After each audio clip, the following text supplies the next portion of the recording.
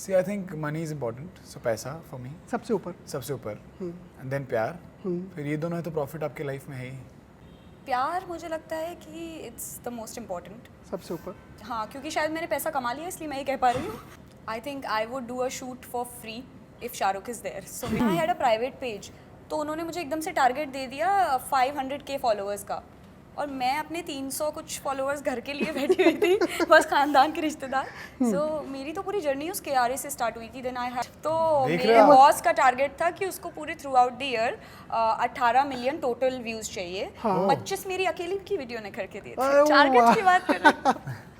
My family wanted me to do an MBA, but ऐसा force नहीं था क्योंकि घर में सबने ही MBA किया है, तो मेरा भी यही था कि मैं BCom के बाद MBA करूँ। मैंने CAT GMAT की कोचिंग्स भी स्टार्ट कर दिए थे अपने फर्स्ट ईयर ऑफ कॉलेज में।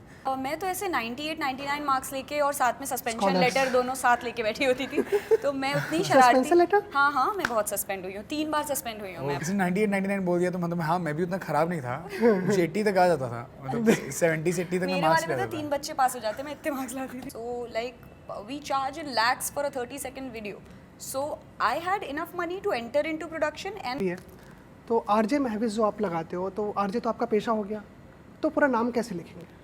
मेरा नाम महवशी है, एंड मेरा पासपोर्ट पे भी सिंगल महवशी? नेम है, महवश महवश। ही है। So, महवशी। मेरे पासपोर्ट पे भी सिंगल नेम ही है, महवश।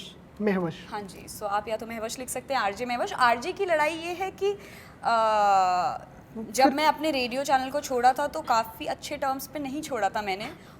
प्यार, पैसा और प्रॉफिट हर किसी की ज़िंदगी में ज़रूरी होता है, बट सिचुएशंस के हिसाब से कई बार सिचुएशन चेंज होते रहते हैं, लोगों की प्रायोरिटी चेंज होती रहती है। इसी नाम से वेब सीरीज़ बनी है प्यार, पैसा और प्रॉफिट। उसकी कास्ट मिहिर आहूजा और महविश, आरजे महविश हमारे साथ हैं। आइए जानते हैं ये शो क्या कहना चाहता है, ये शो के ज़रिए वो क्या ला रहे हैं, उन्हीं से जानते हैं। सबसे पहले तो मेरा सवाल यही रहेगा, प्रायोरिटीज़ अगर इन तीनों की बात करें तो प्रायोरिटीज़ कैसे कैसी होंगी आपकी? मैं प्रायोरिटी नहीं दे पाऊंगा, मैं हायरार्की में बता सकता हूँ कैसे? कि पहले क्या आएगा दूसरा क्या आएगा।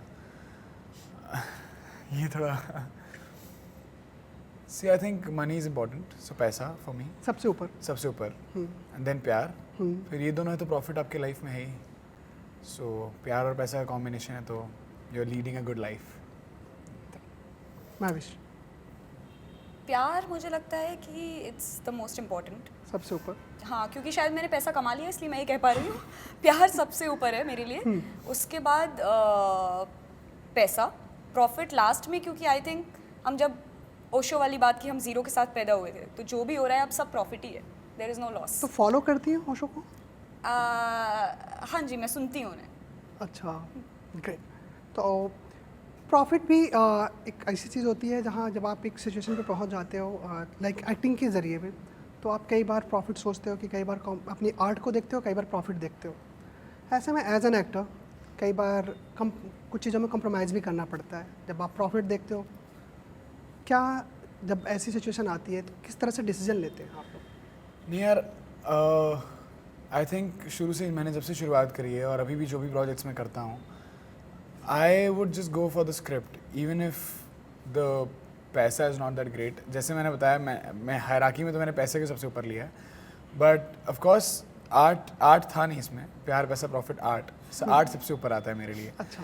तो because for me as an actor, script has a major role in my career, whatever I'm doing for the project. My character has to be impactful. So yeah, and फिर पैसे तो कमा लेंगे यार अगर आप अच्छा काम कर रहे हो। So अच्छा काम ज़रूरी है, I think I would do a shoot for free if Shahrukh is there. So मेरे लिए अगर मुझे जिस बंदे के साथ मैं काम कर रही हूँ, मुझे उससे प्यार है कि हाँ यार शाहरुख खान के साथ काम करना है, तो आई वोंट सी पैसा। एड मेकर्स भी ये देखेंगे, वो फ्री में काम करा सकते कोई बात नहीं, शाहरुख के साथ कराना है फ्री में करूँगी, FOC, I am telling you. हैं। जी, जैसे इसमें कॉर्पोरेट लाइफ है, पूरा शो आप लोग का एक कॉर्पोरेट लाइफ है, उसमें एक टारगेट दिया जाता है। क्या कुछ इस तरह का काम आप लोगों ने कभी किया है जहाँ टारगेट बेस्ड चीज़ें हों? क्या इस तरह की कोई एक्सपीरियंस क्या रहा? आपकी टारगेट बेस्ड चीज़ें हों? उससे पहले क्या मतलब पूरा एक बार। कॉर्पोरेट लाइफ में टारगेट्स होती है ना कि Okay, आपको okay. इतने टाइम में डेडलाइन होती है। हाँ, मेरी तो पूरी जर्नी इसी टारगेट से स्टार्ट हुई थी। आई जॉइन रेडियो, और मुझे लगा था कि रेडियो है तो बस जाके माइक पे बोलना है, और उन्होंने बोला कि हम तो डिजिटल कंपनी हो गए हैं अब, तो अब आपको सोशल मीडिया चलाना होगा ना। आई हैड अ प्राइवेट पेज, तो उन्होंने मुझे एकदम से टारगेट दे दिया 500K फॉलोअर्स का, और मैं अपने 300 कुछ फॉलोअर्स घर के लिए बैठी हुई थी बस ख़ानदान के रिश्तेदार। सो मेरी तो पूरी जर्नी उस KRA से स्टार्ट हुई थी। Then I had to put a prank and do other stuff and thrive hard कि हाँ यार मैं यहाँ पे सर्वाइव कर लूँ, क्योंकि सैलरी तो चाहिए ही थी। बस तो फिर टारगेट अचीव हुआ? Of course. टारगेट तो देख मेरे रहे हो? बॉस का टारगेट था कि उसको पूरे through out the year 18 million total views चाहिए। हाँ। 25 मेरी अकेली की वीडियो ने करके दिए अरे थे। टारगेट वाह। की बात कर रहे हैं। वाह। मुझे भी आंसर करना है। हाँ जी। हाँ मतलब मैं my family wanted me to do an MBA, but ऐसा फोर्स नहीं था क्योंकि घर में सबने MBA किया है। तो मेरा भी ये था कि मैं BCom के बाद MBA करूँ। मैंने CAT GMAT की कोचिंग्स भी स्टार्ट कर दिए थे अपने फर्स्ट ईयर ऑफ कॉलेज में। But then I realise acting हमेशा से था अंदर, एंड फैमिली में पता भी था, that's I have come to Mumbai. तो अगर MBA के रूट में जाता तब मुझे पता है my sister has done MBA in finance, तो वो टारगेट्स कैसे फॉलो करने पड़ते हैं, रात रात तक डेडलाइन भेजना है। बट एक तरह से हमारा शूट भी एक तरह से टारगेट पे ही चलता है कि 30 दिन में ख़त्म करना है, 40 दिन में ख़त्म करना है। So that's also a deadline and target in a way, and she is a producer, she can also tell you better कि हाँ आपको टारगेट और डेडलाइन कंप्लीट करना पड़ता है। सो वो आपको in every field you have a target and deadline to follow. So हाँ हम भी लिटरली फॉलो करते ही है अपने इंडस्ट्री में। कभी मार्क्स लाने का टारगेट रहा है? कितने मार्क्स लाने हैं घर वालों से? नहीं यार, कभी ऐसा प्रेशर नहीं रखा। पापा कहते थे अच्छे मार्क्स ले आओ या पास हो जाओ। उन्हें पहले तो अच्छे मार्क्स का प्रेशर था थोड़ा। अच्छा। बट फिर देखी कि चलो, क्योंकि मैं एक्टिंग बहुत जल्दी शुरुआत कर दिया था अपने स्कूल में ही, डांस ड्रामा इसमें पार्टिसिपेट करने लग गया था। सो मेरा काफ़ी टाइम उसमें भी चल जाता था। सो पढ़ने को उतना बहुत ज़्यादा टाइम मिलता नहीं था। Then my parents were like कि at least pass, you just get good marks, मतलब at least just get passing marks in a way. तो वैसे टारगेट कभी मेरे फैमिली ने या मॉम डैड ने सेट नहीं किया डंडा लेके कि तुम्हें इतना ही लाना है। सो या महविश आपके लिए? मैं तो ऐसे 98-99 मार्क्स लेके और साथ में सस्पेंशन Scholars. लेटर दोनों साथ लेके बैठी होती थी। तो मैं उतनी Suspension शरारती। letter? हाँ मैं बहुत सस्पेंड हुई हूँ, 3 बार सस्पेंड हुई हूँ मैं Oh अपने God. उसमें स्कूल में। क्या कॉम्बिनेशन है टॉपर भी और टॉपर ऐसे बहुत रेयर होते वो हैं। मैंने एग्जाम की शीट ना प्रिंसिपल ऑफिस से चुरा के नई शीट भर के डाली थी। अभी 98-99 वो बोल कैमरा दिया में तो पकड़ गया। इसने 98-99 बोल दिया तो मतलब हाँ मैं भी उतना खराब नहीं था, मुझे 80 तक आ जाता था, मतलब 70 से 80 तक मैं मेरे मार्क्स वाले ले में तो 3 बच्चे पास हो जाते, मैं इतने मार्क्स लाती थी। कॉर्पोरेट कंपटीशन स्टार्ट हो गया। जी। सो महविश, अब आपने तो प्रोडक्शन में भी कदम रख दिया, सेक्शन 108 आने वाली है। नॉर्मली देखा जाता है लोग आते हैं इंडस्ट्री में, खुद को इस्टेब्लिश करते हैं, अपना एक फेस बनाते हैं, ब्रांड वैल्यू बनाते हैं, एंड देन प्रोडक्शन में जाते हैं। आप इंडस्ट्री में अभी शायद स्टार्ट हो रहा है आपका, उससे पहले ही प्रोडक्शन में आना, क्या कुछ सोच रही थी प्रोडक्शन में आने की? क्या पहले से ही कोई प्लानिंग थी? किस तरह से आए? नहीं, by the time I entered production, I was earning well. So like we charge in lakhs for a 30-second video. So I had enough money to enter into production, and I was coming from mass communication background, so I know filmmaking also. तो मुझे पता था कि यार मैं इसमें आराम से एंटर कर जाऊंगी, मेरे पास पैसा भी है और मेरे पास फिल्म मेकिंग का दिमाग भी है, और स्क्रिप्ट भी मुझे क्रिएटिवली समझ आती है कौन सी चूज़ करनी है कौन सी नहीं है, and I can do budgeting and everything. मैं अकेला भी प्रोडक्शन चला सकती हूँ, इतना मैंने कर लिया है। सो हाँ, मैं अपनी जर्नी के साथ ही आई हूँ, जो नॉर्मली देखा जाता है वैसे ही आई हूँ। It's just that people don't know कि लोगों को अंदाज़ा नहीं लगता कि कंटेंट क्रिएटर्स कितना कमा रहे होते हैं, कितना नहीं, अच्छा खासा कमा रहे होते हैं। सुन लो भाई। तो फर्स्ट फिल्म 10 सेक्शन 108 कैसे? First film I started my production house cinema वाला प्रोडक्शंस, एंड देन हम 1 साल proposal डेट था? के लिए नवाज सर की भागे कि नवाज सर हमारा स्क्रिप्ट सुन लें। फिर finally one day we got hold of him, and हमने उन्हें स्क्रिप्ट सुनाई एक कैफ़े में बैठ के, आई रिमेंबर, बैक रोड पे अपने लोखंडवाला में, एंड उनको बहुत अच्छी लगी। एंड बाकी तो आप अभी रिलीज़ होने वाली है तब देखिएगा, you will love his work. जी। सो ऐसे ही एक सपना से स्टार्ट हुआ था, एक स्क्रिप्ट से, फिर एक साथ जुड़े, एंड वो सारे यंग लोग ही हैं हमारी टीम में। जी। मिहिर, रिसेंटली आपकी हिंदी बिंदी रिलीज हुई, उसको बहुत अच्छे रिस्पॉन्सेज मिले, वो इंटरनेशनल प्रोजेक्ट भी था। जी। एंड इसके पहले द आर्ट्स थी, कुछ और शोज़ भी थे, आगे भी वो इब्राहिम वाली फिल्म आ रही है, तो प्रोजेक्ट काफ़ी अच्छे हैं बैक में।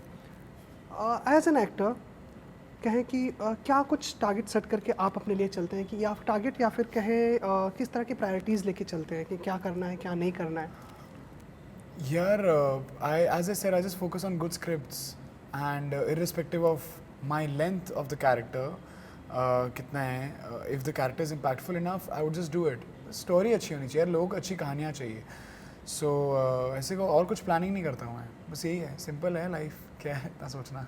एक और टारगेट आज के दौर का सबसे इम्पोर्टेंट है, शायद आप में भी वो जी भी रहे हो कि सोशल मीडिया पे लोगों को कितना आप इंटरेक्ट कर पाते हैं, कितना आप लोगों से लाइक्स, फॉलोवर्स या बाकी चीज़ें आप हासिल कर पाते हो। और कई बार इंडस्ट्री में वो भी कई लोगों ने ये कहा है कि हमें काम भी उसी आधार पे मिलता है कि आप कई बार काम मिलने से पहले आपके कितने फॉलोवर्स हैं, कितने आप लाइक्स ला रहे हो, वो सारी चीज़ें भी देखी जाती है। मुझे ये बात ठीक नहीं लगती पर्सनली कि किसी को काम इस आधार पे मिले कि उसके कितने फॉलोअर्स हैं। हाँ, पर मुझे ये बात भी ठीक नहीं लगती कि जस्ट बिकॉज उसके फॉलोअर्स हैं तो उसको इंडस्ट्री में ऐसा कर दिया जाता है कि तुम तो कंटेंट क्रिएटर हो, हम तो एक्टर हैं। सो एक्सक्यूज़ मी, अगर वो कंटेंट क्रिएटर एक्टिंग में भी उतना ही अच्छा परफॉर्म कर सकता है तो वो आके आपसे शोल्डर टू शोल्डर खड़ा होगा।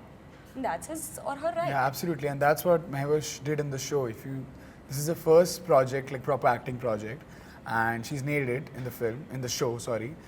And कमाल की। मुझे ऐसा बिल्कुल like मैं किसी भी सेट पे जाता हूँ, मैं कोशिश करता हूँ कि मैं सारे एक्टर से कुछ ना कुछ सीखूँ.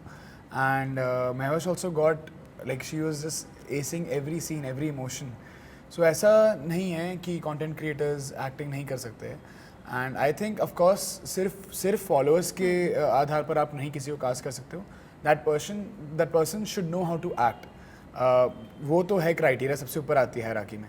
उसके बाद फिर I think you can see other aspects. But as an actor क्या वो सोशल मीडिया जो अपना It is a pressure. Dashboard होता है वो प्रेशर होता है? It is a pressure for me. मुझे नहीं पता था कि डिजिटल मीडिया इतनी बढ़ जाएगी कोविड के बाद, क्योंकि फिर नहीं तो फिर मैं भी कंटेंट क्रिएटर से शुरुआत करता क्योंकि जी फेस करना पड़ता है कई बार. बट बहुत अच्छे क्रिएटर्स हैं हमारे इंडस्ट्री में, राइटर्स, डायरेक्टर्स है, प्रोड्यूसर्स है ऐसे जो सिर्फ एज वी सेड कि फॉलोअर्स के आधार पे नहीं आपको कास्ट करते.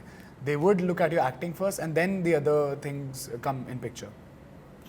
जी मैं आपके नाम के बारे में जो लिखने जाएंगे, जैसे हमारा तो प्रिंट भी है, तो आरजे महविश जो आप लगाते हो, तो आरजे तो आपका पेशा हो गया, तो पूरा नाम कैसे लिखेंगे?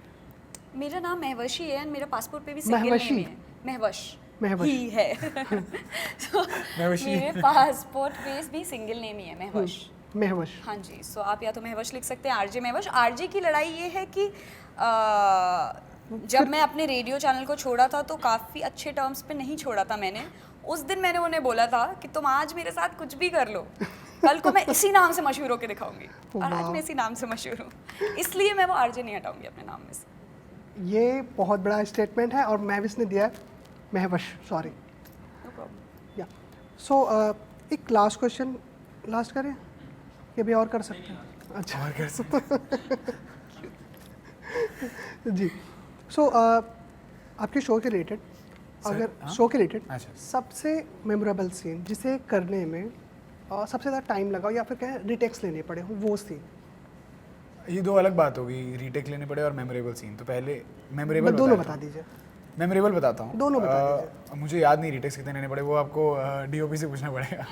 नहीं ठीक है, मैं मेमोरेबल सीन बताता हूँ. मेरे लिए सबसे ज़्यादा था ऑफ कोर्स जितने हमारे सीन सबके साथ में थे, सारे ऑल द 4 एक्टर्स, हम बहुत मज़े करते थे. मतलब कैमरा रोल होने से पहले तक हम हंस रहे थे या कुछ मजाक कौन सा करते सीन था रहते वो? थे. लाइक सारे सीन जिसमें हम चारों है, आशीष, शिवांगी, महवश और मैं.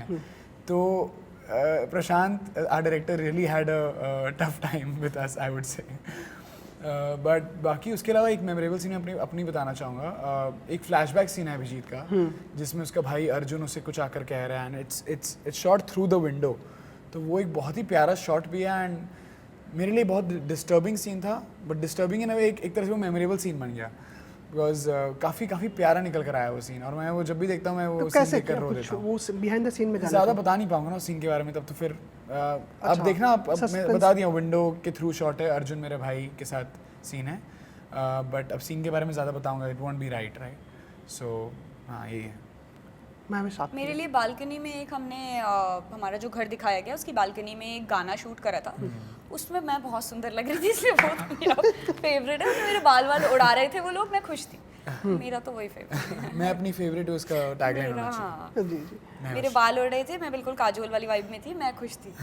वो मेरा फेवरेट सीन. जी. बस एक लास्ट क्वेश्चन उसके साथ ख़त्म करते हैं, क्योंकि आज के दौर में ये काफ़ी इम्पोर्टेंट बन जाता है, क्योंकि आप सब दोनों सोशल मीडिया पे हैं और सोशल मीडिया पे ट्रोलिंग एक अहम पार्ट, मतलब कहें कभी कभी डिस्टर्ब करती है, कभी कभी चीज़ें ऐसी इतनी ज़्यादा आ जाती है कि पर्सनल लाइफ पे भी इफेक्ट कर जाती हैं. एंड शायद आप लोगों ने कभी ना कभी फेस किया होगा. महविश अगर आपकी बात करें तो फ़िलहाल कुछ दिनों से आपकी चर्चा में चल रही है, तो किस तरह से उसको डील करते हो? अगर क्या कमेंट्स वगैरह पढ़ते हो, नहीं पढ़ते, इग्नोर करते हो? मिहिर, आप कैसे डील कैसे करते हो? जब जैसे कोई खाना गरम हम बनाते हैं तो रोटी को दोबारा गरम करने से आप हाथ लगाएंगे तो वो जलेगी पर ताज़ा नहीं हो जाएगी। डेफिनेटली। सो हमने इतना फेस कर लिया है ना that we are use to it. So how to deal with it?